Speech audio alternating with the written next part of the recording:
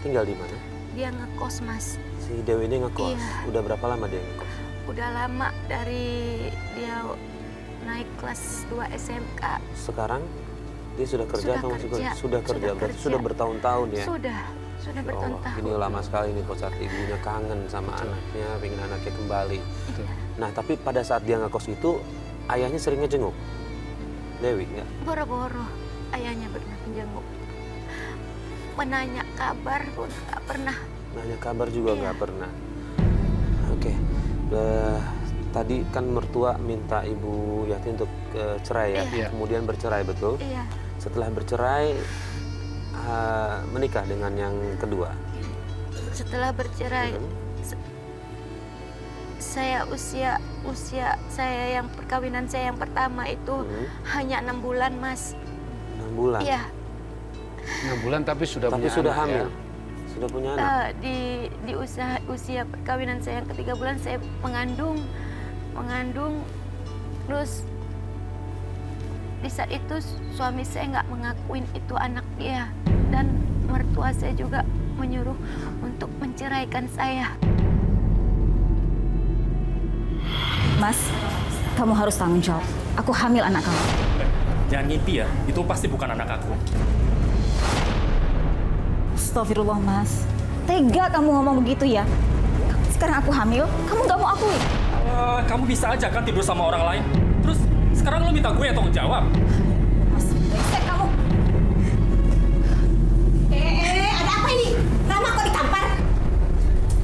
Tante, saya hamil, Tante. Ini anak Rama. Benar Rama, anak kamu ini. Bohong. Dia bohong. Mas, kamu bilang sama Mama. Ini anak kamu. Udah, usir perempuan ini Rama. Jangan, Tante. Tante. Udah, pergi kamu dari sini. Enggak, Tante. Pergi. Tidak. Bukan itu, Mas. Pergi kamu. Udah pergi kamu. Enggak, Mas. Aku nggak percaya. Tante, ini Kamu kita, pergi. Tante. Kamu udah nggak percaya. Pergi. Pergi. Ibu Yati setelah bercerai Ibu dengan suami pertama, apa yang Ibu lakukan kemudian? Setelah bercerai, saya bekerja dagang sejenis kue-kue itu untuk membutuhin kehidupan saya. Ya. Terus sesudah anak saya lahir, saya langsung berangkat bekerja jadi TKW ke Malaysia, Mas. Anak dititipin ke Iya, ke neneknya. nenek dari suami Ibu. Dari ibu saya. Dari oke. Iya. Berapa tahun di Malaysia ini? Umur anak saya 4 tahun, saya pulang, Pak Ustadz. Berarti ada sekitar 3 tahunan ya Iya. dari melahirkan Jadi, segala macam. Dari kecil juga dia nggak menerima saya dan nggak mau mengakuin saya ibunya. Karena di saat dia membutuhkan saya nggak ada di sampingnya. Saya akui saya salah, Mas. Iya. Ya. Tapi mana ada orang mau minta bercerai kan dalam Iya. rumah tangganya. Ibu Iya. sudah mencoba menjelaskan, kan dia sudah dewasa nih sekarang. Iya, iya. Sudah mencoba menjelaskan latar belakangnya apa, kenapa bercerai. Sudah, Dia tetap tidak mau dia memaafkan. tetap tidak mau mendengarkan omongan saya. Malah saya selalu disalahkan. Kenapa saya ditinggalkan? Ditinggalkan ayah, ditinggalkan ibu, dititipkan nenek katanya. Ya Allah, aku kangen Dani ya Allah. Tapi di mana dia? Aku pengen bertemu. Kayak Dani. Dani? Dani? Dani? Ibu Anak siapa? Ini ibu, Nak. Saya nggak kenal sama ibu. Ini ibu kamu. Dan ibu minta maaf karena kemarin kita terpisah setelah sekian lama. Ibu salah orang kali. Enggak, Dani. Ini ibu, Nak. Ih, apa-apaan sih, Bu? Sampai mengeluh deh. Maafin ibu, Nak. Iya, apaan sih, Bu? Pergi deh. Dani, ini ibu kamu. Gue gak punya ibu. Ibu gue udah meninggal. Maafin ibu. Denger ya. Ibu gue udah meninggal. Pergi lo dari sini. Dani, maafin ibu, Nak. Dani. Dani. Maafin ibu, Nak.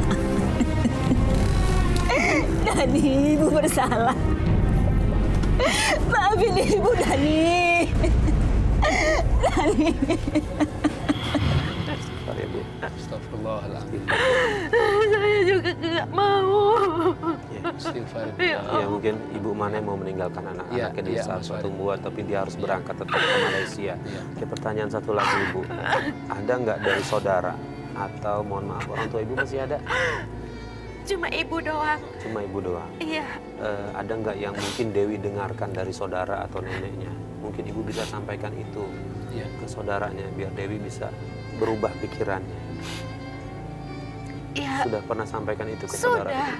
Tetap nggak kena Tetap. juga. Astagfirullah. Tetap saya Keras saya sekali yang nih hatimu Pak disalahkan. Ustadz Iya. untuk si Dewi. Maka saya tadi menyarankan Ya. tidak ada yang bisa merubah hati seseorang kecuali hanya Allah Subhanahu wa taala. Amin. Maka dekatilah dengan caranya Allah.